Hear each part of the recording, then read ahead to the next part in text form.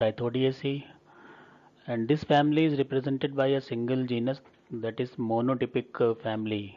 Means only Cythodium is there. There is no other genus in the family, and Cythodium is the lone representative of this family. However, in Cythodium as a genus, so this genus contains probably 12 species worldwide, and some of them are occurring in India also, in the hilly region, also in the plains. So you can collect Cythodium from the plains also, whatever the monumental places, or you can go some those places where the water is available nearby. So you can collect this plant Cythodium.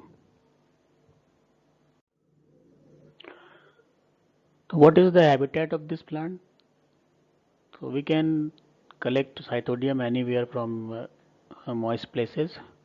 You can see that this plant occur in moist area of both forest and non-forest area of the study area, whatever the study area you are going.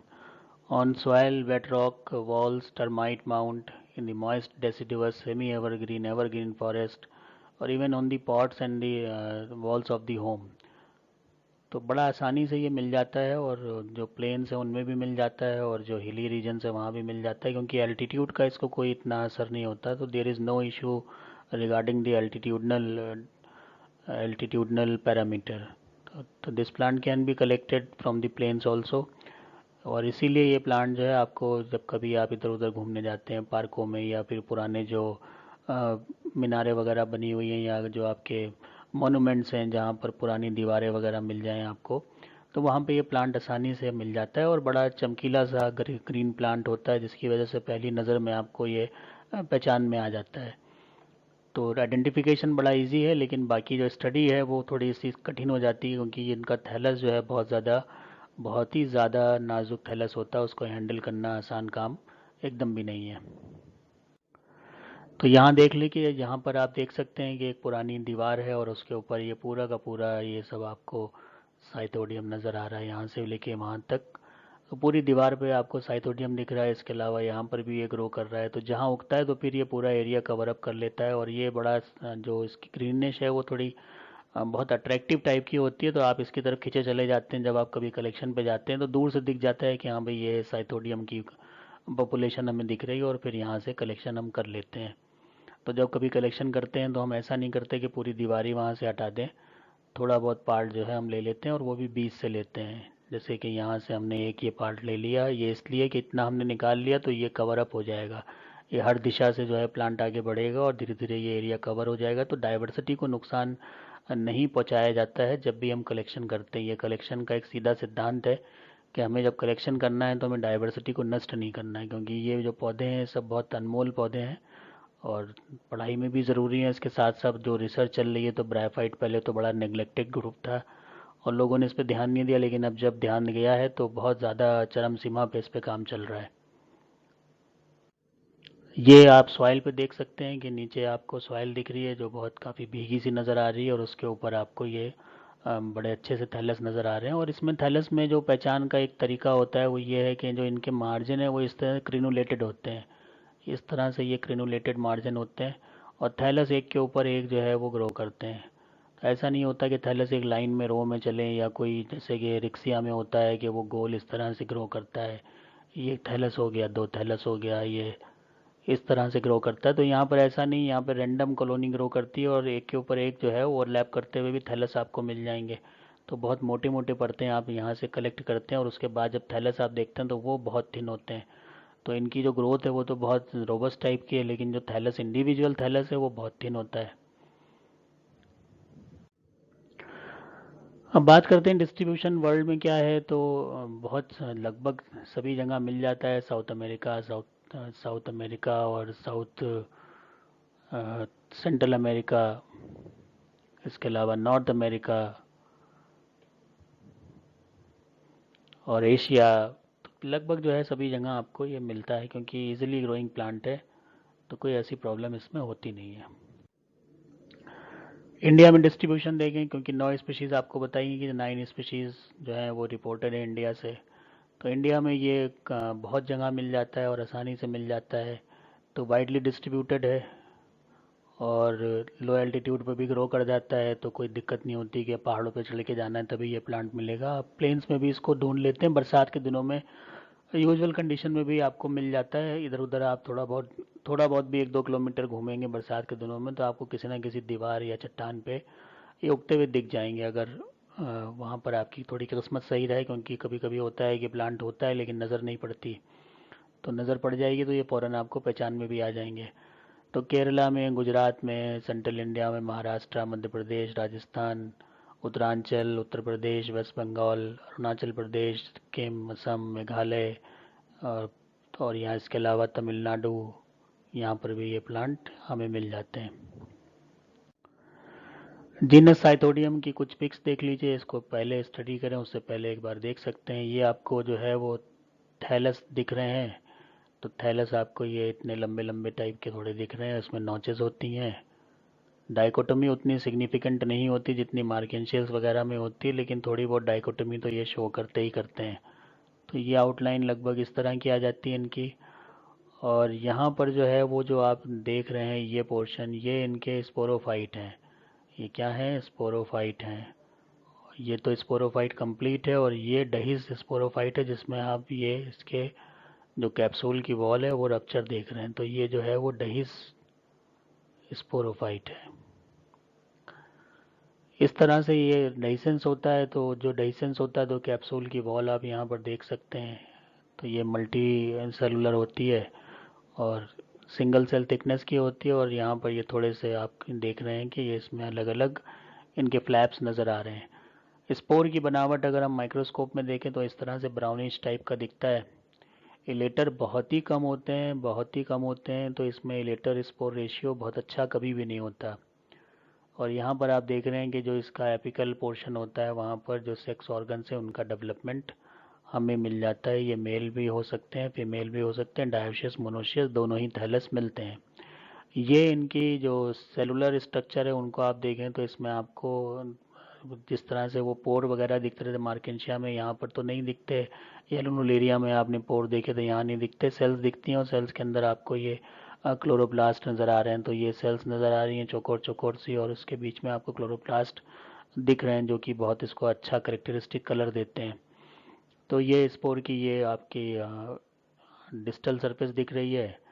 यहाँ पर ये आपको थोड़ा सा proximal surface नज़र आ रही है। ये स्पोर्स के जो ऑर्नामेंटेशन है, जैसे यहाँ पर ये आपको ये डॉट डॉट से दिख रहे हैं, अगर उसको हम लेटरल व्यू में देखें तो इस तरह से हमें दिखेंगे लंबे लंबे से। तो ये अलग अलग इसमें जो पहचान भी होती है वो स्पोर के बेस पे होती है, और जो 9 स्पीशीज़ हैं उनमें जो वेजिटेटिव प्लांट है वो ऑलमोस्ट एक सा ही है, लेकिन जो स्पोर्स हैं उनके उनके स्पोर्स के आधार पर ही इनकी पहचान होती है साइटोडियम की। आइडेंटिफाइंग फीचर जो जैसा बता रहे थे कि क्या क्या आप देख सकते हैं, तो ये है कि केव लविंग प्लांट है, तो गुफाओं वगैरह में मिल जाता है। गुफाओं में एकदम अंदर तो नहीं जहाँ अंधेरा हो, लेकिन जैसे जो एंट्री आप करते हैं गुफा के जो दरवाज़ा होता है, जो उसका गेट है वहाँ पे मिल जाता है, क्योंकि वहाँ पे लाइट और अंधेरा दोनों उसको टाइम टाइम से मिलते रहते हैं। और करेक्टरिस्टिक फ्लोरेसेंस कलर इनका ग्रीन होता है बहुत अच्छा सा। और केवर्नेरम इसीलिए केव लविंग है, इसीलिए स्पीशीज़ का नाम भी एक है केवर्नेरम। The plants develop tubers at the apex और मोर फ्रिक्वेंटली इन ट्यूबेरोसम। अब एक स्पीशीज़ है जहाँ पर ये इस तरह से ये प्लांट का थैलस है और यहाँ पर आपको ट्यूबर से बनते दिख जाते हैं। तो ये अगर प्लांट आपको इस तरह का दिख गया कि ऐसे ऐसे कुछ प्लांट है, यहाँ पे थोड़े बहुत राइजोइट्स होते हैं, और ये इस तरह से दिख जाए तो ये प्लांट कौन सा होगा? ट्यूबरोसम होगा, क्योंकि इसमें ये ट्यूबर बन गए, ये जो है इनको ही ट्यूबर कह रहे हैं। गैमेटोफाइट यहाँ पर बड़ा अच्छा आपको दिख रहा है, तो इसको आप देख सकते हैं कि ये तो मार्जिन आप देख रहे हैं कि लगातार इसमें क्रिमुलेशन मिल रहा है, मोड़ तोड़ बूढ़े थोड़े से मार्जिन है, और बहुत जो लंबाई है थैलस की वो बहुत ज़्यादा नहीं होती, चौड़ाई ज़्यादा होती है। जबकि मार्केंशियल्स के और जो आपने पढ़े हैं उसमें लंबाई अच्छी होती है, चौड़ाई उतनी नहीं होती। यहाँ पर आप देख सकते हैं कि जो चौड़ाई है थैलस की वो काफ़ी ज़्यादा है, और जो लंबाई है वो उतनी ज़्यादा नहीं है। तो मार्जिन इस तरह के हो गए। क्रिनुलेट मार्जिन को बोलते हैं। साथ साथ आप देख रहे हैं मिडरिप कोई बहुत सिग्निफिकेंट नहीं है और हल्की हल्की ये लाइनें से आपको दिखती हैं, ये बिल्कुल हल्की हल्की से लाइनें से दिखती हैं, कोई मिडरिप प्रोमिनेंट मिडरिप नहीं दिखती कि यहाँ पर कोई मिडरिप दिख जाए ऐसी प्रोमिनेंट, ऐसा नहीं होता। तो सिर्फ आपको लाइनें सी नज़र आ रही हैं यहाँ पर, और इन्हीं की मदद से हम पहचान पाते हैं। तो कलर हमें दिख रहा है, दूसरा इसमें मिडरिप नहीं दिख रही है, और थैलस बहुत महीन दिखता है, तो बहुत थिन होता है। तो उन सब की जब ये चीज़ें हमें दिखने लगती हैं थैलस में, तो हम समझ जाते हैं कि यह साइथोडियम होगा। तो और ये देखिए कि एक के ऊपर एक उग रहे हैं, तो एक पहला ये दिख रहा है, इसके ऊपर ये आ रहा है, इसके ऊपर ये आ रहा है, तो ये भी एक इनकी टेंडेंसी होती है कि ये एक के ऊपर एक ओवरलैप करते हुए ग्रो करते हैं। तो थैलस की और जो इसमें करेक्टरिस्टिक है उनकी बात करते हैं तो बहुत डेलिकेट है, और प्रोमिनेंट पॉलीगोनल एरिया जो है वो दिखते हैं। अभी आगे स्लाइड आएगी उसमें हम देखेंगे डोर्सल सरफेस पे प्रोमिनेंट पॉलीगोनल एरिया दिख रहे हैं, क्योंकि पीछे उतने क्लियर हमें नज़र नहीं आ पाए थे।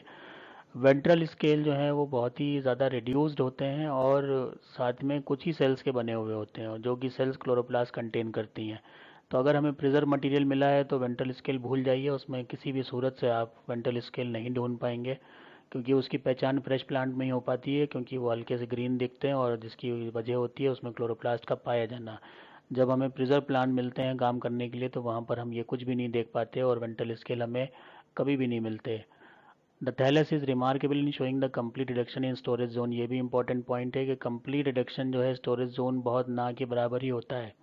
ऐसे मिलिट्री जोन भी जो है वो भी बहुत छोटा सा होता है, और ज़्यादातर उसमें जो एरिया है वो एम्प्टी एयर चैम्बर्स के तौर पर होता है, और बहुत कम उसमें फोटोसिंथेटिक लैमेली होती हैं, और साथ ही साथ लार्ज सिंपल पोर मिलते हैं ज़्यादातर स्पीशीज़ में। कुछ स्पीशीज़ में आपको पोर जो है उतने लार्ज नहीं दिखते, जैसे पिछले में प्लांट में देखा था वहाँ पर हमें उतने ज़्यादा लार्ज पोर नहीं दिखे थे, और पॉलीगोनल एरिया भी उतने सिग्निफिकेंट नहीं दिखे थे, लेकिन कुछ स्पीशीज़ में ये चीज़ें बहुत अच्छी होती हैं।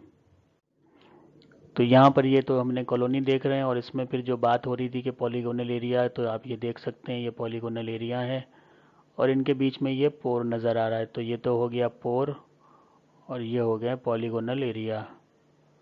उसके बाद में आप ये देखिए ये एयर चैम्बर्स दिख रहे हैं, एयर चैम्बर्स दिख रहे हैं, और जो थैलस की थिकनेस है वो बहुत कम है, तो इसीलिए बहुत ज़्यादा ये नाजुक थैलस होता है, क्योंकि इसमें ये सब चीज़ें नहीं होती। ये भी सब आपको एयर चैम्बर दिख रहे हैं। तो वैकेंट जो स्पेसेस हैं वो ज़्यादा हैं, और जो इसमें सेलुलर स्पेसेस हैं वो बहुत कम होते हैं, तो थैलस बहुत ही हल्का होता है। और यहाँ पर ये हैबिट दिख रहा है, ये और इनलार्ज कर लेंगे तो आपको इस तरह से नज़र आने लगता है। तो बहरहाल जो काम की बातें थी वो पॉलीगोनल एरिया है, पोर है, और थैलस की थिकनेस है। सेक्सुअलिटी तो depending upon the species the plant में बी मोनोशियस, कुछ मोनोशियस होते हैं, कुछ डायोशियस होते हैं, depending upon the species. The antheridia occur in cushion shape और मल्टीलोब सेसाइल और स्टॉक्ड एंथ्रीडियोफोर। अब ये भी है कि इसमें सेसाइल भी मिल जाता है, कुछ में एकदम धसा हुआ होता है, और कुछ में जो है वो ऊपर की तरफ थोड़ा सा आ जाता है। The stock has a shallow rhizoidal furrow, जैसे कि मार्केंशिया में होता है। तो स्टॉक की अगर हम टीएस करेंगे तो उसमें आपको इस तरह से दिखाई पड़ेगा, यही जो है इसको कहते हैं shallow furrow. The female involucre become ventral in position and it may be different kind depending upon the species। अब ये important point है, क्योंकि क्या होता है कि जैसे कि ये थैलस चल रहा है, और थैलस में यहाँ पर जो है वो बना आर्चिगोनियम। उसके बाद आर्चिगोनियम बन गया, आर्चिगोनियम फर्टिलाइज हो गया, फर्टिलाइज होने के बाद ये थैलस की ग्रोथ ऐसे होती रहती है, और ग्रोथ होते होते ये नीचे की तरफ ऐसे टर्न हो जाता है। ऐसे ही जो है वो जो टर्न हो गया, तो टारजूनिया एक प्लांट है उसमें भी ऐसे ही होता है, इसमें भी ऐसे ही होता है। अब ये टर्न होने की वजह से क्या हो गया कि जो अब इसका अपेक्स था वो कहाँ चला गया, नीचे की तरफ चला गया। तो ये जो पोजीशन इसकी पहले डॉर्सल थी वो इसके टर्न होने की वजह से वेंट्रल हो गई। तो हमें जो इसमें देखना होता है कैप्सूल जब हम देखते हैं, तो वेंट्रल सरफेस को देखते हैं, और उसमें जो मार्जिन डॉर्सल का आके नीचे की तरफ मुड़ा होता है उस मार्जिन को देखेंगे। यहाँ पर हम देखेंगे तो यहाँ पर हमें जो कैप्सूल्स हैं वो मिल जाते हैं। Sporophyte consist of highly reduce foot. Foot इसमें बहुत छोटा होता है, फ्यू सेल्स का होता है, और सीटा भी बहुत छोटा होता है, इसीलिए आपको थैलस में ही ढूंढना पड़ता है। और लिड इसमें प्रोमिनेंट होती है, जो कवरिंग है कैप्सूल की। कैप्सूल का मतलब अगर इस तरह का हम कैप्सूल देख रहे हैं तो एक ये लिड बनती है, ये बहुत प्रोमिनेंट होती है। The upper half of the capsule show prominent annular or semi-annular thickening, while the lower half of capsule all cells divide of any thickening. अब इसमें भी अपर हाफ में जो है वो थिकनिंग है और नीचे के हाफ में थिकनिंग नहीं। अब ये डायग्राम आएगा आगे तो आपको बता देंगे। थिकनिंग का मतलब कि ये सेल्स ऐसे ऐसे चल रही हैं और इनके बीच में कुछ जो है वो, जैसे कि यहाँ पर ये कुछ पोर्शन आ जाए, ये थिक हो गया, उसी तरह से यहाँ पर ये थिक हो गया, कभी कभी ये बैंड बन जाता है, तो इनको ही हम थिकनिंग कहते हैं। तो ये मिलती हैं अपर पोर्शन में, नीचे में जो है वो नहीं होती हैं। Capsule is one cell layer thick except in operculum. Operculum को छोड़ के बाकी सब सिंगल सेल का ही कैप्सूल होता है, और जहाँ पर अपर्कुलम में बायस्टेटोज होता है। Dorsally the lid is four celled and ventrally it may be more than four. अब डॉर्सल सरफेस से देखेंगे तो लिड को हम देखेंगे तो वो 4 सेल्स की बनी होगी, तो ये 4 सेल्स की बनी ये लिड है। लेकिन नीचे से देखेंगे तो वो 4 से ज़्यादा भी हो सकती है, क्योंकि वो नीचे की तरफ थोड़ा सा इलोंगेट करती है। The number of elater in a capsule is relatively very less. शुरू में बताया था कि इलेटर इसमें बहुत कम होते हैं स्पोर के मुकाबले। ऐसा अक्सर तो ये होता है कि 4:1 का रेशियो माना जाता है कि स्पोर मदर सेल से जो है वो 4 बन रहे हैं और इलेटर मदर सेल से वही सेल एक ही बनाती है, तो 4:1 होता है। लेकिन यहाँ पर ये रेशियो और कम हो जाता है, इससे भी कम हो जाता है। The dehiscence of capsule is irregular in 4 to 8 valves. तो जो रेगुलर इरेगुलर है, बहुत ज़्यादा रेगुलर नहीं है। रेगुलर होता तो या तो 4 होते या 6 होते या 8 होते, तो यहाँ पर 4 to 8 है। तो जब कैप्सूल खुलता है तो इस तरह से आपको ये 4 भी दिख सकते हैं जो पीछे डायग्राम में हमने देखे थे, या फिर इसमें और भी हम जोड़ दें तो 8 भी दिख सकते हैं। तो यहाँ देख लें ये दोनों जो हैं ये वेल्व दिख रहे हैं हमें, तो दो एक व्यू में दो दिख रहे हैं। इसी तरह से 4 से लेके 8 तक हो सकते हैं। यहाँ पर हम देखें कि ये कैप्सूल हमें एम्बेडेड दिख रहे हैं, क्योंकि थैलस इतना हल्का होता है कि ये होते तो पीछे हैं लेकिन हमें डॉर्सल सरफेस में इनका ब्लैक स्पॉट सा नज़र आता है। तो ये स्पोरोफाइट हमें दिख रहे हैं जो कि कैप्सूल शो कर रहे हैं। ये तो वेजिटेटिव प्लांट हो गया। यहाँ पर ये आप देखिए जो टीएस ऑफ थैलस है, तो ये तो ऊपर की लेयर हो गई एपिडर्मिस। उसके बाद ये वाला जो रीजन है ये एसिमिलेटरी जोन है। ये वाला जो रीजन है वो लगभग पूरा यहाँ से लेके यहाँ तक पूरा ग्रीनी दिख रहा है, तो सबका सब क्या होगा, एसिमिलेटरी जोन होगा। और स्टोरेज जोन हमें इसमें नज़र नहीं आता, तो स्टोरेज जोन जो है वो बहुत छोटा होता है। ये प्रॉक्सिमल व्यू है स्पोर का, जिसमें आप ये ट्राई रेडिएट मार्क देख रहे हैं, तो ये प्रॉक्सिमल व्यू हो गया। और ये जो पोर्शन है ये डिस्टल दिख रहा है। इलेटर जब मिलता है तो इस तरह का होता है। तो कम होते हैं, मिल तो जाएंगे, ऐसा तो नहीं है कि ना हो, लेकिन कम होंगे गिनती में। पूरे कैप्सूल में 7 8 10 ऐसे मिल जाएंगे आपको। डिटेल डिस्क्रिप्शन में देखें तो थैलस येलोइश ग्रीन होता है, जो देखा हम लोगों ने। ग्रीन ज़्यादा ही होता है, येलो कम होता है। लाइट ग्रीनिश और फ्लोरेसेंट ग्रीन, तो अलग अलग 9 स्पीशीज़ हैं या 12 स्पीशीज़ वर्ल्ड वाइड हैं, उसमें अलग अलग कलर मिल जाते हैं। थिन होता है, थिन तो ठीक ही है, पता ही चल गया, हमने टीएस देख ली। डेलिकेट होता है, डाइकोटोमिसली ब्रांच होता है। डॉर्सल एपिडर्मल सेल जो हैं थिन वॉल्ड होती हैं, क्लोरोफिल लूज कर जाती हैं वो। एयर चैम्बर सिंगल रो में होते हैं, पार्टीशन बिटवीन एयर चैम्बर ये 1 से 2 सेल का बना होता है, तो एरेनकाइमा बन जाते हैं इसमें बड़े बड़े। डॉर्सल सरफेस पे जो पोर है वो 3 से 4 कंसेंट्रिक रिंग का और 4 to 6 सेल्स का होता है। राइजॉइड स्मूथ होते हैं, स्केल्स माइन्यूट होते हैं और 2 रो में होते हैं जैसे कि मार्किनशिया में होते हैं। लेकिन यहाँ पर क्या है, बहुत छोटे छोटे जैसे इस तरह के स्केल्स हैं, और ये 2 4 8 10 सेल के बने होते हैं। और धीरे धीरे अगर आपने प्रिजर्व मटेरियल लिया तो ये आपको दिखाई नहीं पड़ेंगे, क्योंकि इसकी आइडेंटिफिकेशन जो है वो क्लोरोप्लास्ट से होती है। ये थोड़ा इसका कैमरा आप देख लीजिए, जहाँ पे कई चीज़ें आपको क्लियर हो जाएंगी। तो यहाँ पर आप देख सकते हैं, अगर हम यहाँ से शुरू करें तो ये तो हमें मिडरी प्रोमिनेंट नहीं होती, जो लाइनें हमने देखी थी डायग्राम में वो हमें लाइंस दिख रही हैं इसमें। और इनके बीच बीच में हमको ये पोर्स नज़र आ रहे हैं छोटे छोटे, ये पोर्स नज़र आ रहे हैं, ये पोर हो गए। और ये पोर्शन जो है ये कौन सा पोर्शन है, जहाँ पर हमें कोई भी फर्टाइल स्ट्रक्चर मेल या फीमेल या दोनों हो सकता है बने। उसके बाद जब ये डेवलपमेंट होने लगता है तो आप देखते हैं कि ये इस तरह का गोलाकार कैप्सूल सा बनता है। पोर को हम देखें तो पोर यहाँ दिख रहा है कि ये 3 से 4 लेयर में है, तो 1 दो, तीन और चार, ये 4 लेयर हो गई। इसके अलावा सेल्स भी इसमें कितनी है, 4 to 6 सेल्स हैं। तो अगर हम ये गोला बनाएंगे तो 4 से ये गोला बनाएंगे तो इसमें हमें 4 कम से कम और ज़्यादा से ज़्यादा 6 सेल्स का बनाना पड़ेगा। तो इनको इस तरह से बांटेंगे हम। उसके बाद आप इनकी सेल्स देख लीजिए। सेल्स में ये क्लोरोप्लास्ट आपको नज़र आ रहा है, फिर ये एपिडर्मल सेल है उनमें भी क्लोरोप्लास्ट हमें दिख रहा है। ये जो हैं कुछ सेल्स आपकी जो जिस तरह से बोला था कि वेंट्रल स्केल्स की सेल होती है उनमें भी क्लोरोप्लास्ट दिख रहा है। यहाँ पर आप ये थिकनिंग देख लीजिए कैप्सूल वॉल की, ये भी थिकनिंग है। तो अपर पोर्शन में होती है, नीचे नहीं होती। ये इलेटर हो, ये स्पोर हो गया और ये इलेटर हो गए। तो ये स्ट्रक्चर हम देख सकते हैं यहाँ पर। ये राइजोइट वाला पोर्शन आपको दिखाई पड़ रहा है जो थैलस की हम जब टीएस करते हैं तो ये राइजोइट्स आपको दिखाई पड़ जाते हैं।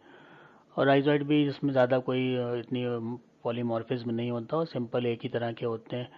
अगर थोड़ा बहुत पानी की कमी हो तो ट्यूबरकुलेट हो जाते हैं, और अगर नॉर्मल है तो वो नॉर्मल जो सिंपल राइजोइट्स होते हैं वैसे ही रहते हैं। अब हम बात करेंगे साइटोडियम कैवर्नेरम, जो कि प्रैक्टिकल में हमें मिलता है प्लांट।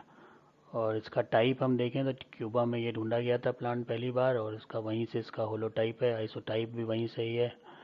सिनोनिम इसके कई बार इसको दूसरे नाम से ही बता दिया गया, साइटोडियम अफ्रीकानम मिट्टन ने बताया था इसको, साइटोडियम मैक्सिकानम स्टीफानी ने बताया था, साइटोडियम बोर्डी जो है वो चवन ने बताया था। तो ये सब जो है इनको देखा गया बाद में स्टडी करके, और सबके सब क्या थे, एक ही प्लांट थे।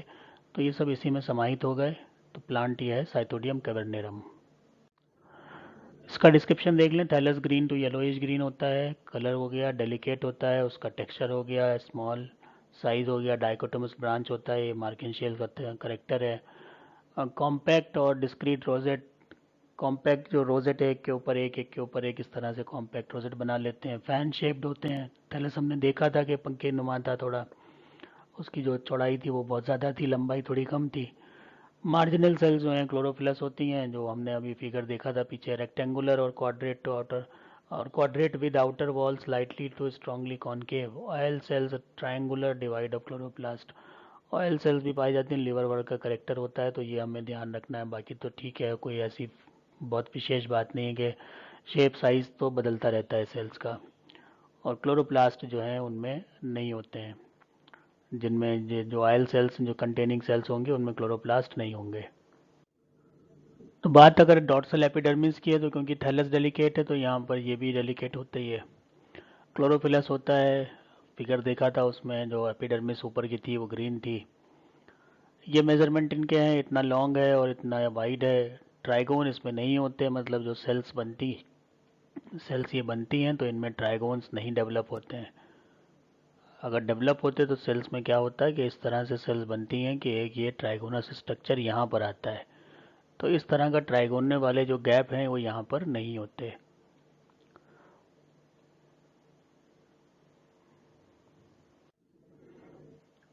तो अब बात करेंगे एपिडर्मल पोर की, जो सिंपल होते हैं, स्मॉलर टुवर्ड्स अपेक्स, अपेक्स की तरफ छोटे होते हैं, वाइड ओपन होते हैं, स्लाइटली रेज्ड होते हैं, थैलस से थोड़ा सा उठे हुए होते हैं। तो थैलस में ज़रा सा एक सेल का एलिवेशन इनमें मिल जाता है, जो आउटर मोस्ट इनका लेयर होती है वो बाहर की तरफ थैलस से होती है, क्योंकि हवा का एक्सचेंज वगैरह उन्हें करना होता है। और जो इनकी जो कंपोजिशन है वो 3 से 4 कंसंट्रिक रोज होती हैं, और हर रो में जो है वो 4 से 6 तक इलोंगेटेड सेल्स होती हैं इस तरह की। जैसे एक बार बता के बना दी थी मैंने आपको एक प्रैक्टिकल में, अभी पिछले वाले में ही बना दी थी। ये हो गई इस तरह की सेल्स इलोंगेटेड यहाँ पर बन जाती हैं। ये अगली परत बनेगी तो इसको अल्टरनेट करती हुई यहाँ से बनेगी इस तरह से। तो ये सभी में मार्केंशियल का करेक्टर होता है। वेंट्रल एपिडर्मिस वो भी क्लोरोफिलस है, जो फिगर में हमने पीछे देखा था, chloroplast smaller than those of dorsal. अब यहाँ पर क्लोरोप्लास्ट जो है वो स्मॉलर होते हैं लेकिन सेल्स लार्जर होती हैं। तो ये थोड़ा सा क्लोरोप्लास्ट स्मॉलर है और सेल्स लार्ज हो गई अगर हम डॉर्सल से कंपेयर करें। मिडरिब होती नहीं है इसमें, इंपॉर्टेंट करेक्टर हो गया। राइजोइड बहुत से होते हैं, लॉन्ग कलरलेस होते हैं, 2 टाइप के अधिक से अधिक हो सकते हैं, और लार्ज और स्ट्रेट वॉल होते हैं। वॉल जो है इनकी स्ट्रेट होती है, जो उसमें साइनोस कंडीशन हो जाती है कि अंदर की तरफ थोड़ी सी मुड़ जाए, वो नहीं होती।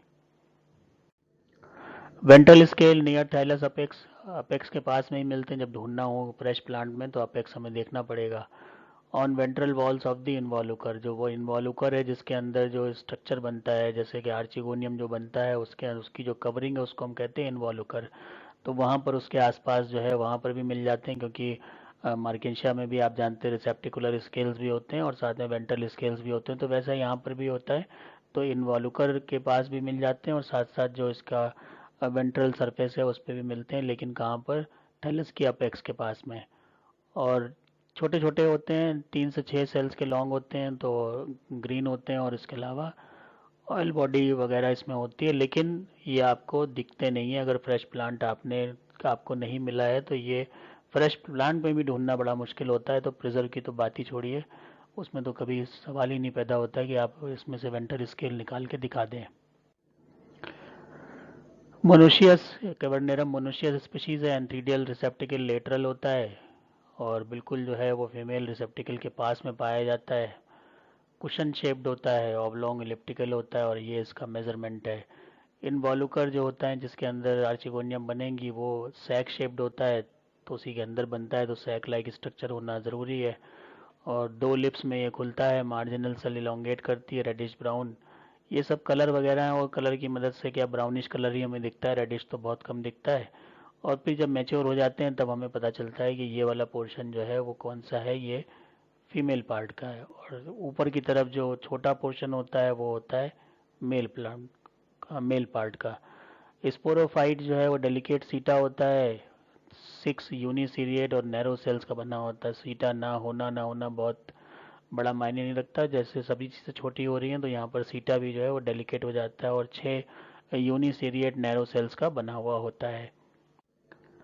कैप्सूल ओवाइड होता है और यूजुअली 1 और ज़्यादा से ज़्यादा 3 तक इसमें एक इन्वॉल्यूकर में 3 मैक्सिमम कैप्सूल मिल सकते हैं। इन्वॉल्यूकर का मतलब थैलस के ऊपर इस तरह से ये थैलानुमा स्ट्रक्चर बनता है, ये थैलस जा रहा है और यहाँ पर ये स्ट्रक्चर बन गया और इसके अंदर जो है फिर वो कैप्सूल का डेवलपमेंट होता है, जो बाद में थोड़ा उठ के ऊपर यहाँ पर आ जाता है। तो ये जो स्ट्रक्चर है इसको कहते हैं इन्वॉल्यूकर। तो यूजुअल कंडीशन तो एक ही बनेगा, लेकिन कभी कभी यहाँ पर 3 भी बन सकते हैं।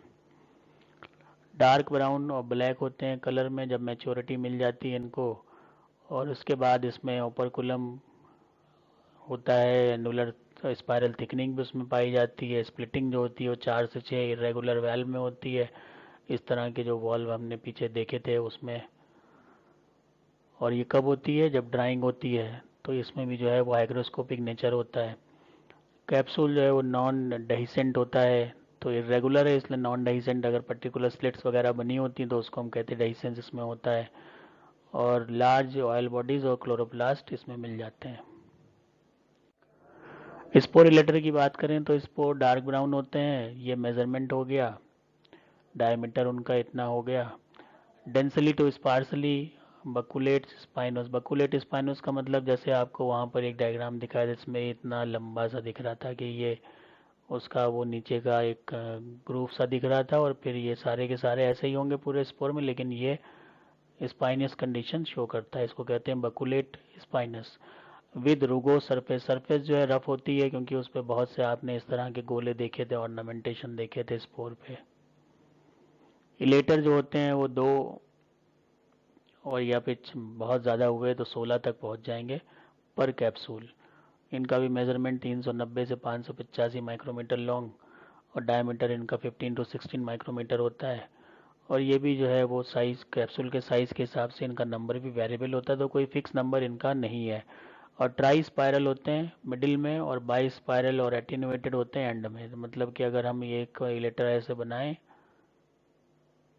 तो इसमें हमें यहाँ से तो 2 जा रही हैं, ये एक गया, ये घूमा, उसके बाद हमने ऐसे बनाया, ये बाई स्पायरेट हो गया, और बीच से कहीं से जो है वो एक और निकल आएगा स्पाइरल, और यहाँ पर ये जो है वो ट्राई स्पायरेट हो जाएगा मिडिल पोर्शन में। और कभी कभी एंड जो है वो अचानक से ख़त्म हो जाते हैं कि यहाँ तक नहीं गया और आपको बिल्कुल यहीं से कटा हुआ लग रहा है, तो उसको कहेंगे एटीन्यूएटेड एंड। इकोलॉजी इसकी क्या, it grows on calcareous substrate, तो कैल्शियम रिच पे जो है अच्छे से ग्रो कर जाता है ये।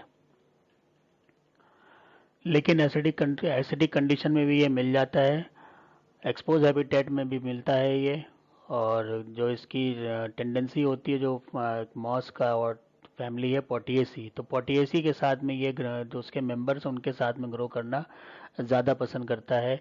जैसे कि कुछ आपके एग्जांपल हैं, फिलोलंटिस, फिसिडेंस, नोटोथाइलस ये हॉर्नवल्ट है, रैकोपाइलम टोमेंटस ये मॉस है, साइथोडियम स्प्रूसियानम ये एसी के साथ का एक भाई बंधु, और लिज्यूनिएसी ये लिवरवल्ट है। तो इन सब के साथ इनका प्रेफरेंस रहता है ग्रो करने का। Cyanobacteria also close associated with this and other species of Cyathodium. Cyanobacteria, जैसे कि मैं बता रहा था कि इसका थैलस थोड़ा थोड़ा एंथोसरॉस की तरह है, तो यहाँ पर भी जो साइनोबैक्टीरिया का एसोसिएशन है वो हमें मिल जाता है। तो यहाँ उसकी साइनोबैक्टीरिया की भी कॉलोनीज जो है वो इनके थैलस के साथ में पाई जाती हैं। ये स्पोर का जर्मिनेशन दिखाया जा रहा है कि किस तरह से जर्म ट्यूब जो है इलोंगेट कर रही है, और उसके बाद फिर उसमें फर्दर ब्रांचिंग हो रही है, और उसके बाद थैलस का फॉर्मेशन या थैलस के सेल्स बन रहे हैं। तो इस तरह से जो है वो जर्मिनेशन, जब कोई सूटेबल सबस्ट्रेटम मिलता है तो जर्मिनेट करके एक नया थैलस यहाँ पर बन जाता है।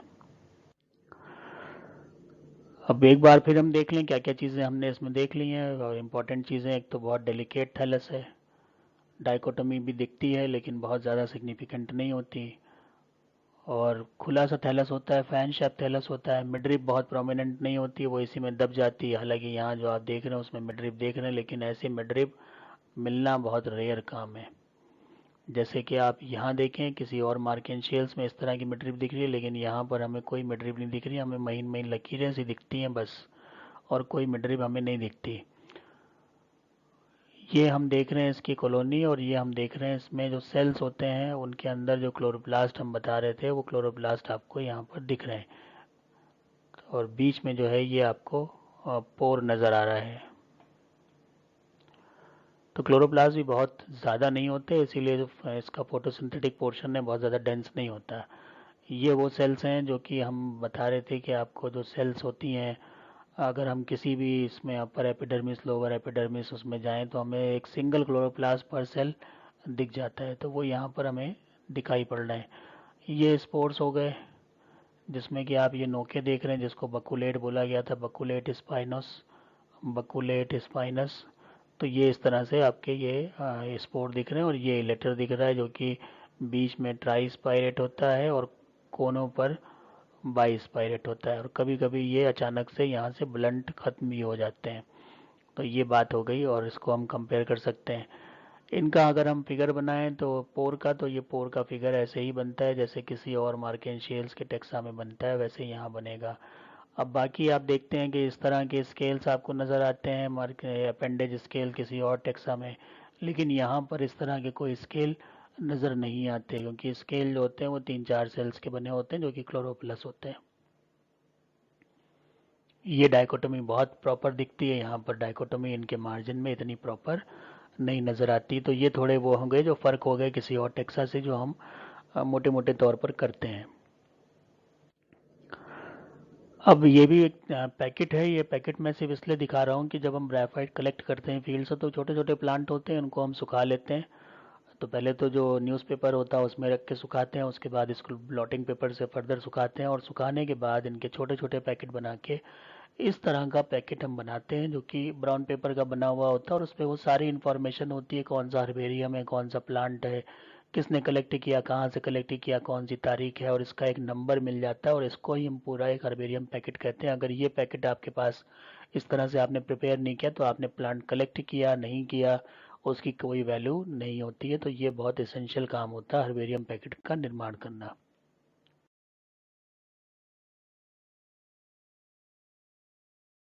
प्लेजोकैस्मा स्टार्ट करते हैं। प्लेजोकैस्मा का classification: kingdom Plantae, phylum Marchantiophyta, class Marchantiopsida, order Marchantiales, family Aytoniaceae है, जीनस प्लेजोकैस्मा जिसको लेमन एंड लैंडनबर्ग ने दिया था, और जो स्पीशीज़ हम लोग स्टडी कर रहे हैं वो है प्लेजोकैस्मा रूपेस्ट्रे, जो कि कॉमन स्पीशीज़ है, और जो रेगिस्तानी इलाके हैं या ज़रीके इलाके हैं वहाँ पर भी ये हमें मिल जाती है कलेक्शन के दौरान। तो जो स्टडी हम लोग करेंगे यहाँ पर, और जो आपको प्लांट मटेरियल प्रैक्टिकल में मिलेगा वो भी जो है वो प्लेजोकैस्मा रूपेस्ट्रे का ही ज़्यादातर होता है। तो उसी स्पीशीज़ को हम लोग इस प्रैक्टिकल में स्टडी करेंगे। तो पहले तो जब हम थैलस देखेंगे तो थैलस कैसे पहचानेंगे? एवरेज साइज थैलस होगा, बहुत बड़ा ना बहुत छोटा, frequently with apical innovation. Apical portion पे आप देखेंगे कि उसमें थोड़े से आउटग्रोथ टाइप की दिख रही है, उसी को हम कहते हैं इनोवेशन।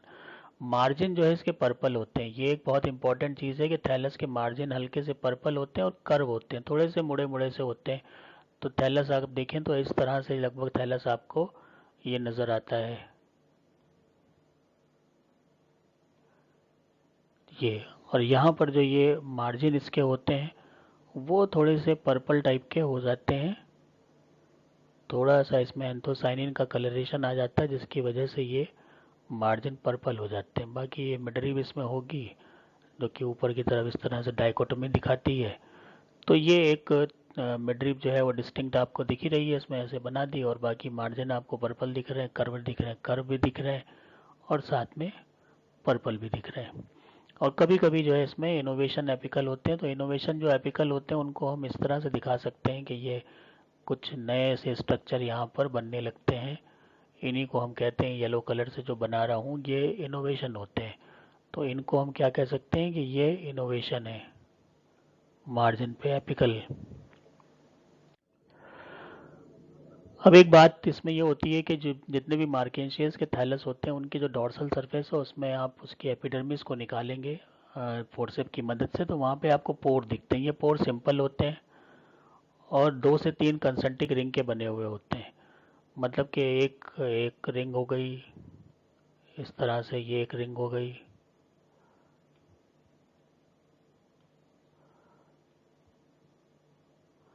ये रिंग हो गई, और उसके बाद एक कंसेंट्रिक रिंग आएगी, वो यहाँ पर आ रही है इस तरह से, इसके अंदर चला जाएगा तो डॉट डॉट से दिखाते हैं। इसी तरह से ये एक रिंग आ रही है, ये रिंग आ रही है।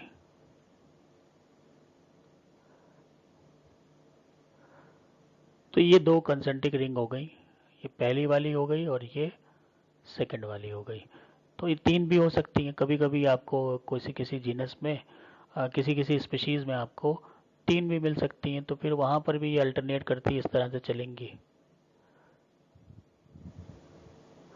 तो इसी के बेस पे स्पीशीज़ का आइडेंटिफिकेशन भी हो जाता है कि कितनी कंसेंट्रिक रिंग है, 2 है 3 है। तो जब की हम बनाते हैं तो उसमें ये भी ध्यान में रखते हैं। तो ये हो गई यहाँ पर ये तीसरी।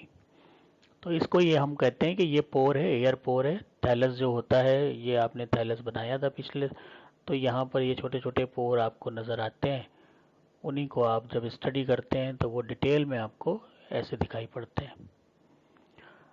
और वेंट्रल सरफेस पे न्यूमरस राइजॉइड्स और स्केल्स होते हैं। अगर इसको हम पलट देंगे, पलट देने का मतलब कि थैलस को हमने ऐसे पलट दिया, तो हम देखेंगे कि यहाँ पर ये राइजॉइड्स बन रहे हैं, ये सब राइजॉइड्स हैं, और साथ साथ इसमें जो है थोड़े से पर्पलिश कलर के स्केल्स भी नज़र आते हैं, ये स्केल्स हो गए। तो यहाँ पे देखिए ये राइजॉइड और स्केल, तो इनको कह दिया हमने वेंट्रल स्केल्स, और ये हो गए राइजॉइड। तो ये सरफेस हो गई वेंट्रल सरफेस। तो ये बात समझ में आनी। तो जब हमें थैलस मिलता है पहले हम डॉर्सल देखते हैं, डॉर्सल पे हम ये पोर देख लेते हैं, और वेंट्रल देखते हैं तो वहाँ पर हमें ये 2 चीज़ें और दिखती हैं, राइजॉइड दिखते हैं, वेंट्रल स्केल दिखते हैं। अब राइजॉइड्स जो हैं वो कैसे होते हैं? राइजॉइड्स इसमें मेनली मिडरिप रीजन पे होते हैं, तो वो जो आपने पिछले डायग्राम में देखा था कि मिडरिप पे बने हुए हैं। स्केल्स पर्पल कलर के होते हैं, 2 रो में होते हैं। 2 रो का मतलब ये थैलस है और ये मिडरिप हो गई यहाँ, तो ये राइजॉइड्स आपको दिख रहे हैं। एक ये स्केल हो गए, एक ये स्केल हो गए, एक बड़े एक छोटे। तो ये 2 रो हो गई, एक रो और 2 रो, सेकंड रो। ये आपके राइजॉइड्स हो गए on E side of midrib with 1 to 3 linear और ब्रॉड अपेंडेज। अब इसमें कुछ जो है वो इस तरह से अपेंडेज भी होते हैं, ये अपेंडेज बनी हुई है, और कुछ जो है वो नॉर्मल लिग्यूलेट टाइप के होते हैं, ये स्मूथ होते हैं।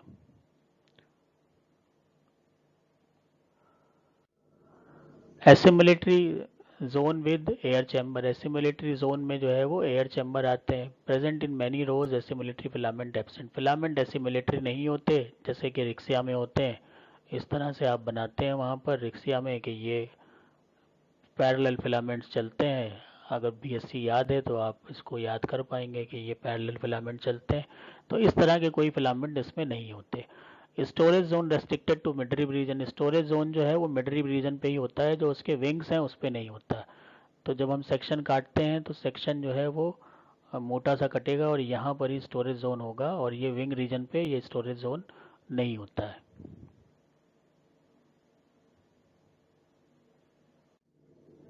अब जहाँ तक सेक्सुअलिटी की बात करी जाए तो ये मनुष्यस भी होते हैं, इनमें कुछ स्पीशीज मनुष्यस हैं, कुछ डायोशियस हैं।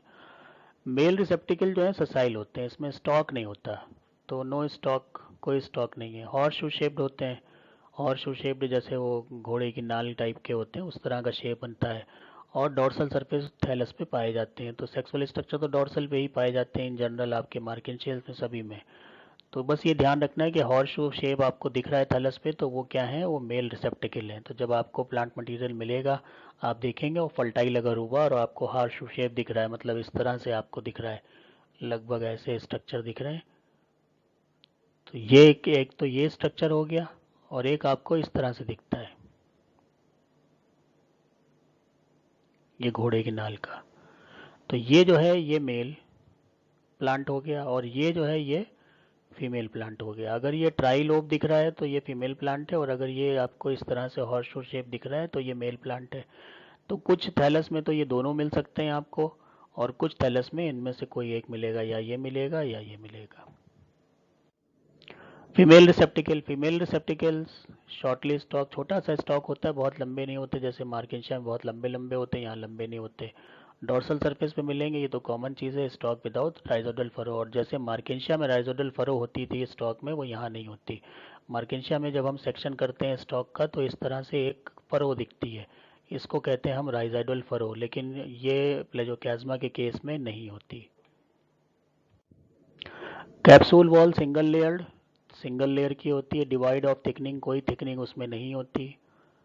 और स्पोर्स टेट्राइडरल होते हैं, वेरियसली स्कल्पचर्ड, अलग अलग डिज़ाइन उसमें बन जाते हैं। लेटर इलोंगेटेड होते हैं, 2 से 3 स्पायरल थिकनिंग बैंड्स होते हैं। ये अभी आगे भी आएगा, तब आपको डायग्राम के साथ दिखा देंगे।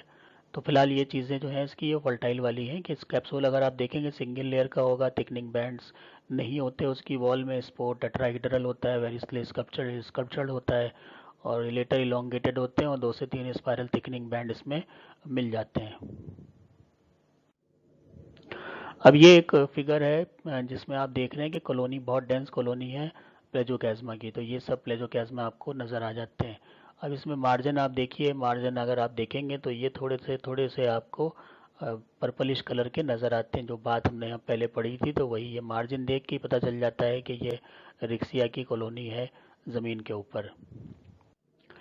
ये थोड़ा सा और उसका इनलार्ज पोर्शन देखें तो यहाँ देखिए मार्जिन का कलर जो है वो थैलस के बाकी कलर से बदला हुआ है, और ये बीच बीच में आपको मिडरिप के ऊपर आपको ये फर्टाइल स्ट्रक्चर बनते हुए दिखाई पड़ते हैं ये सब। तो ये जब एक लाइन में आपको 3-4 दिखने लगे तो ये समझ जाइए कि मार्केंशिया प्लेजोकैज्मा रूपेस्ट्रे का थैलस है। जब आपको ये लाइन से दिखने लगे, एक दिख रहा है, दो दिख रहा है, यहाँ दिख रहा है, यहाँ दिख रहा है, यहाँ दिख रहा है, यहाँ दिख रहा है, तो ये रूपेस्ट्रे का करेक्टर है, इससे हम फील्ड में पहचान लेते हैं। ये देखिए यहाँ पर ये जो फीमेल स्ट्रक्चर है वो डेवलप हो रहा है, और इसमें ये देखिए कि यहाँ पर जो ये नॉच होती है, जहाँ पे डाइकोटोमी होती है, एपिकल नॉच, इसके जस्ट नीचे ये हॉर्स शू शेप का बन रहा है स्ट्रक्चर, जो कि मेल पार्ट हो जाएगा, और ये आपका एक ट्राइलोबेट स्ट्रक्चर बनेगा आगे चल के, जो कि फीमेल पार्ट हो जाएगा। तो ये हो जाएगा आपका फीमेल पार्ट, और ये हो जाएगा इसमें मेल पार्ट। ये मैच्योरिटी के बाद है कि आप देखिए कि जो इसमें फीमेल वाला पार्ट था, ये थैलस है, जिसमें कि मेल पार्ट तो उसने तो उसका तो काम होता है कि भाई स्पर्म्स को बनाना, उसके बाद रिलीज़ कर देना। रिलीज़ करके वो कहाँ पहुँचते हैं, आर्चिगोनियल लेग तक पहुँचे, और उसके बाद फर्टिलाइजेशन होता है। तो यहाँ पर आप देख सकते हैं ये बड़े प्यारे प्यारे ब्राउन कलर के आपको ये स्ट्रक्चर नज़र आ रहे हैं।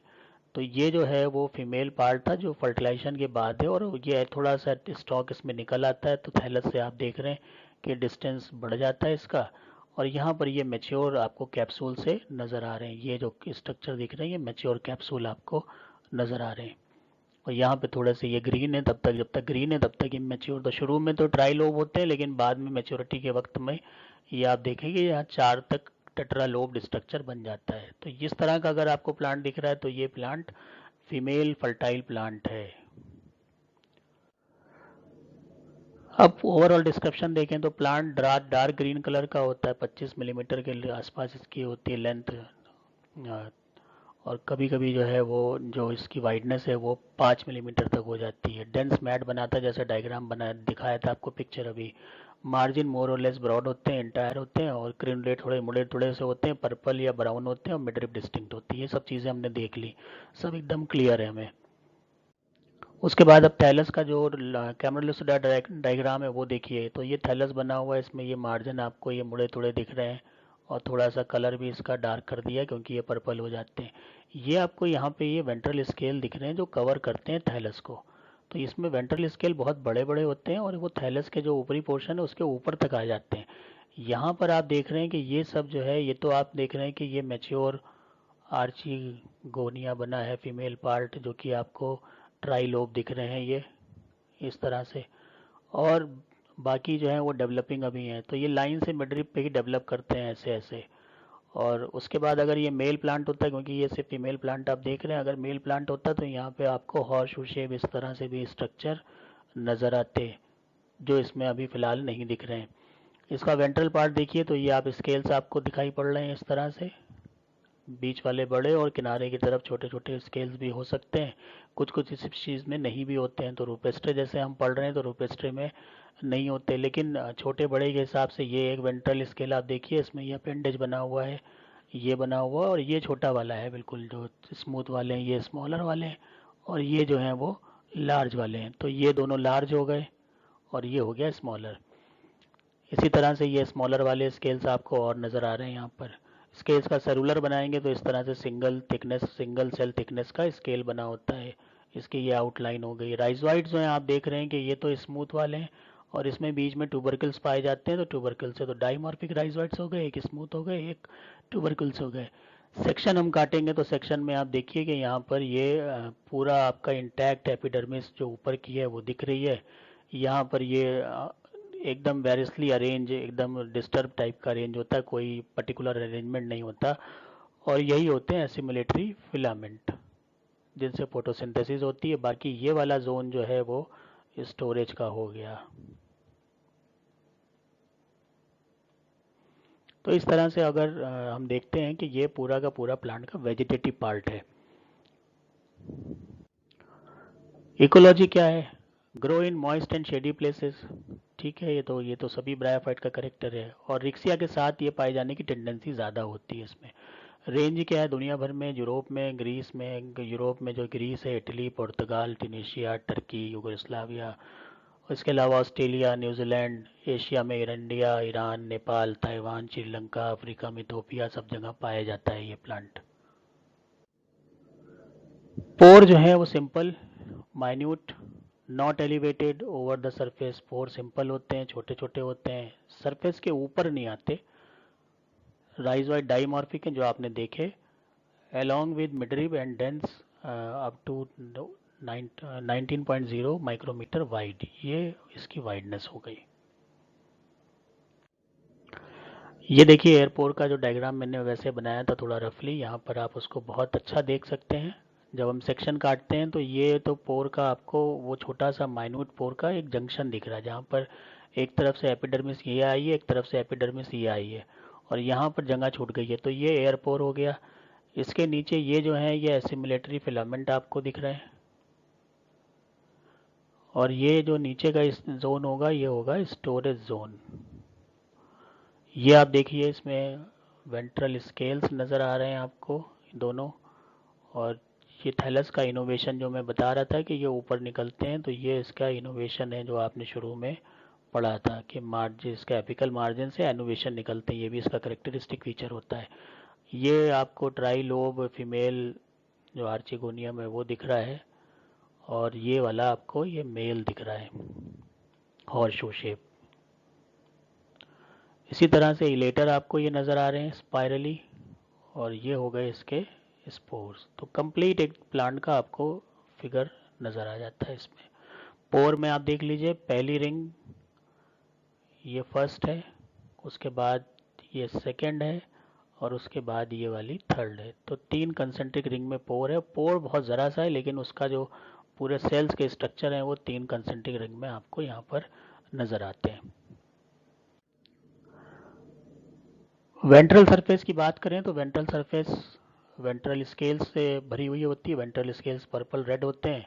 अपेंडेज होते हैं, जैसा कि डायग्राम में देखा, ट्रायंगुलर टाइप के होते हैं। इनकी लेंथ इतनी होती है और इतने 1.2 मिलीमीटर तक वाइड होते हैं और पूरी वेंट्रल सरफेस को कवर कर लेते हैं। ये बहुत इंपॉर्टेंट फीचर है कि इसमें थैलस को प्रोटेक्ट करने के लिए स्केल जो है बड़े बड़े हो जाते हैं और पूरे थैलस को कवर कर लेते हैं। जब कभी जो पानी की कमी होती है तो थैलस इसके अंदर बॉल की तरह इसको वो शिकंजे में ले लेते हैं और जब पानी मिलता है तो ये खोल देते हैं थैलस को और फिर से थैलस रिवाइव कर जाता है। Epidermal sized air chambers not very distinct, वही बात है जो एयर चैम्बर्स में आपने देखी थी कि बहुत ज़्यादा बड़े पोर नहीं होते। और जो थैलस होता है दो जोन में, फोटोसिंथेटिक जोन, एसिमिलेटरी जोन, और उसके अलावा उसका जो स्टोरेज जोन है वो होता है। पूरा थैलस जो है वो पेरेन्काइमेटस होता है, कहीं पर भी और कोई दूसरा टिश्यू हमें नहीं मिलता। स्पोरिलेटर स्पोर ब्राउन होते हैं, डार्क ब्राउन। इतना आपका इसका जो है मेजरमेंट है, डायमीटर गोल होते हैं तो 92 टू 95, 88 टू 90। पोलर होते हैं, distal face numerous polygonal area alveoli, proximal face triradiate mark. तो ये याद रखना है, प्रॉक्सिमल फेस पे हमेशा हमें ट्राई रेडिएट मार्क दिखता है क्योंकि यहीं से वो जुड़ा होता है बाकी स्पोर से। इलेटर सिंपल होते हैं, ब्रांच भी हो सकते हैं और लंबाई उनकी 228 से 240 माइक्रोमीटर होती है और ये वाइड जो होते हैं 18 माइक्रोमीटर के आसपास होते हैं। 22 से ट्राई स्पायरेट होते हैं, येलोइश और रेड कलर के हो सकते हैं। अब अगर फर्टाइल स्ट्रक्चर की आप देखें तो कैप्सूल वॉल में कोई थिकनिंग आपको नहीं नज़र आ रही है, सिंपल एकदम वॉल दिख रही है। चाहे ये वाला पोर्शन देखें या ये वाला पोर्शन देखें, इसमें कोई थिकनिंग नहीं है। स्पोर आप देख सकते हैं, स्पोर में आप ये इसका जो है ट्राई रेडिएट मार्क आपको ये नज़र आ रहा है, प्रॉक्सिमल सरफेस, और ये हो गया डिस्टल सरफेस। इसमें आपको अलग अलग ये इस तरह से दिखाई पड़ रहे हैं, ये बहुत से इसमें ग्रूव और जो उभार हैं वो दिख रहे हैं।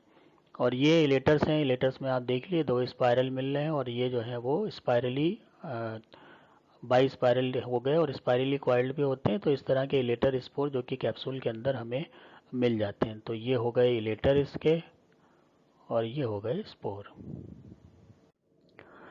डायोशियस होते हैं plant, female receptacle in median part of the thallus all along the midrib, जैसा कि डायग्राम में दिखाया था। कवर्ड विद हाईलाइन स्केल्स, और इसमें बहुत छोटे छोटे स्केल्स होते हैं जो कि लगभग ट्रांसपेरेंट से होते हैं।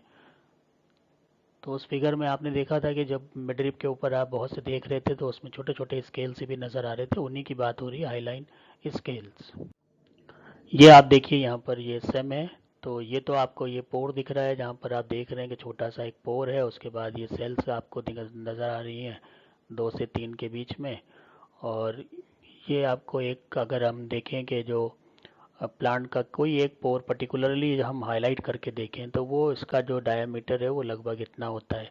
ये लेटर नज़र आ रहे हैं आपको और ये आपको स्पोर्स दिख रहे हैं। तो इसमें स्पोर्स हैं, इलेटर हैं, ये इलेटर भी बीच बीच में दिखाई पड़ रहे हैं। तो ज़्यादातर में आपको जो है वो डिस्टल सरफेस नज़र आ रही है, प्रॉक्सिमल में ट्राई रेडिएट मार्क होता है, ये हमें याद रखना है। तो इस तरह से ये प्लांट का एक जो ओवरव्यू हो गया, और इसके बाद जो होता है फिर हमें प्लांट का और डिस्क्रिप्शन देखना होता है कि क्या है क्या नहीं है। तो जब आप अभी प्रैक्टिकल देखेंगे कि प्रैक्टिकल किस तरह परफॉर्म करते हैं और क्या क्या चीज़ें हम देखते हैं, तो बेसिकली हमें क्या है, अगर फर्टाइल मिल गया तो ये स्पोरिलेटर हमें दिख जाते हैं उसमें कैप्सूल को रप्चर करने के बाद। लेकिन अगर वेजिटेटिव थैलस मिलता है तो फिर हमें उसमें ज़्यादा कुछ करने के लिए नहीं रह जाता, हमें वेंट्रल स्केल देखने हैं, राइजोइड्स देखने हैं और इसके अलावा उसका टीएस करना है। डोर्सल सरफेस पे उसका जो पोर है उसकी पीलिंग निकाल लेनी है और उसके बाद उसको हमें स्टेन करके देखना है, हल्का हल्का स्टेन कर सकते हैं जिससे आपको कंसेंट्रिक लेयर्स जो हैं वो दिख जाएं। तो ये काम थोड़ा बहुत इसमें आपको प्रैक्टिकल में करना पड़ता है। तो पहचान ज़रूरी है कि पहचान कैसे है, तो डोर्सल वेंट्रल हम देख लेंगे, मिडरिप हमें डिस्टिंक्ट नज़र आ रही है, जो सेक्स ऑर्गन्स है वो मिडरिप पर ही लोकेटेड हैं। मेल जो है वो आपका हॉर्स शू शेप है और जो फीमेल है वो ट्राई लोब्ड स्ट्रक्चर है जो बाद में टेट्रा लोब्ड हो जाता है। थोड़ा सा उसमें स्टॉक होता है, जो जो कैप्सूल्स हैं वो उसी के अंदर बनते हैं, ब्राउनिश हो जाते हैं, मैच्योरिटी पे ब्राउनिश ब्लैक हो जाते हैं। उनके अंदर इलेटर और स्पोर्स होते हैं, स्पोर्स जो है वो बहुत सिग्निफिकेंट डिस्टल और प्रॉक्सिमल एंड इनके होते हैं। और इसके अलावा जो इलेटर हैं वो इसमें स्पायरली कॉइल्ड होते हैं, ब्रांच भी हो सकते हैं, सिंपल भी होते हैं, और साथ साथ उसमें जो एक तरह से हाइग्रोस्कोपी की नेचर होते हैं, पानी को एब्जॉर्ब करते रहते हैं, छोड़ते रहते हैं, जिसकी मदद से जो होता है वो स्पोर का डिस्पर्सल होता है।